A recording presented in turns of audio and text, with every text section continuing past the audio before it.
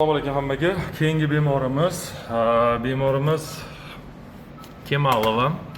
76-yil bemorimiz bizga Qoraqalpoqdan murojaat qilgan. Bemorimizda oyoqlarida juda kuchli uvishish va yurish masofasi kamaygan. Nima hisobiga? Chunki bemorimizda 3-chi, 4-chi va 4-chi, 5-chi umurtqa oralig'ida mana shunaqa stenoz aniqlangan. Ya'ni orqa miya juda kuchli qisib qo'ygan.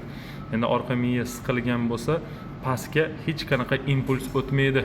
O'sha hisobiga bemorimiz yura olmay qolgan.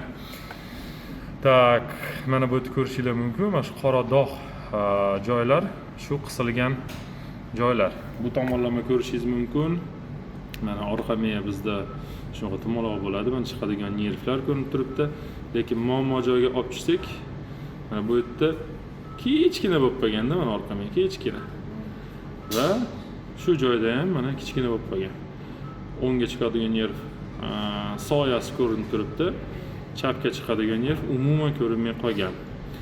Hozir endoskopik lazer orqali xudo xolasa operatsiya o'tkazib beramiz va bemorimiz уже 1-2 soatdan so'ng yuradilar, oyoqdagi uvishlar yo'qoladi va ertaga soat 8:00 da javob beramiz va sizlarga o'zgarishlarni ko'rsatamiz. Hammaga rahmat.